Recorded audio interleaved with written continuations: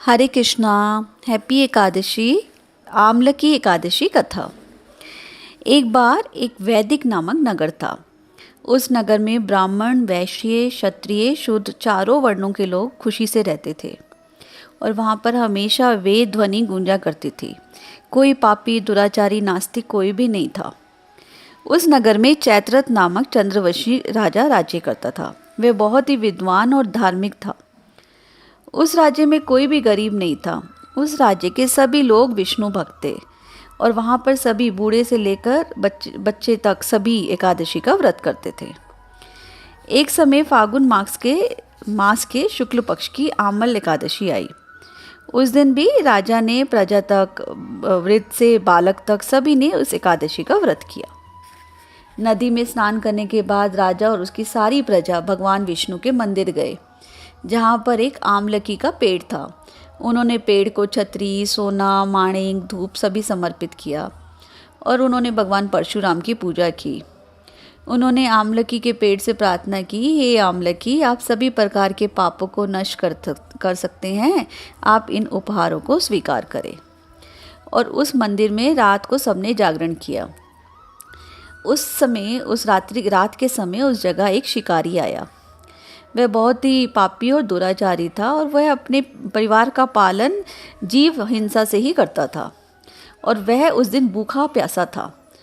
और उस समय वो भोजन की इच्छा से मंदिर में एक कोने में बैठ गया और वहाँ पर भगवान विष्णु की कथा और एकादशी का महात्म्य सुनने लगा।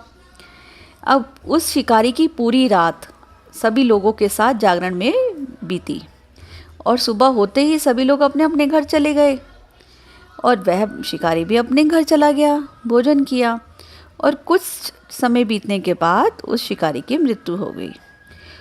और आमलकी एकादशी के व्रत और जागरण के प्रभाव से उसने एक राजा के यहाँ जन्म लिया। उसका नाम बसुरथ था।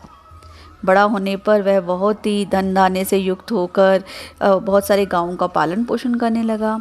वह तेज में सूर्य के समान, क्रांति में चंद्रमा के समान, वीरता में विष्णु भगवान के समान, क्षमा में पृथ्वी के समान था। वह बहुत ही धार्मिक, सत्यवादी, कर्मवीर और विष्णु भक्त था। वह अपनी प्रजा का पालन पोषण बहुत अच्छे से करता था और हमेशा दान देना उसका एक अलग से एक नित्य कर्तव्य था। एक दिन वह राजा शिकार खेलने के लिए गया। देवयोग से वन में वह रास्ता भूल गया और दिशा ना जानने के कारण वह पेड़ के नीचे सोता रहा। और वहाँ उस समय पहाड़ी डाकू आ गए और राजा को अकेला देखकर उस पर टूट पड़े।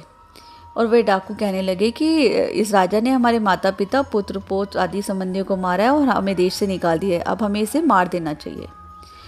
और वे डाकू राजा को मारने लगे और जब भी वो अस्त्र शस्त्र डालते वो राजा को ऐसे फूलों की तरह लगते और उन डाकुओं के अस्त्र शस्त्र उस पर उल्टा प्रहार करने लगे और ये डाकू मूर्छित हो गए। उस समय राजा के शरीर से एक दिव्य देवी प्रकट हुई। वह देवी बहुत ही सुंदर थी और उसकी आंखों से लाल लाल अग्नि निकल रही थी और वो एक तरह से काल की तरह लग रही थी। वह उन डाकुओं को मारने के लिए दौड़ी और डाकुओं को काल के गाल में पहुंचा दिया। अब जब राजा जगा तो उसने जब डाकुओं को मरा हुआ देखा तो सोचा कि मेरा इस वन में कौन हितैषी हो सकता है।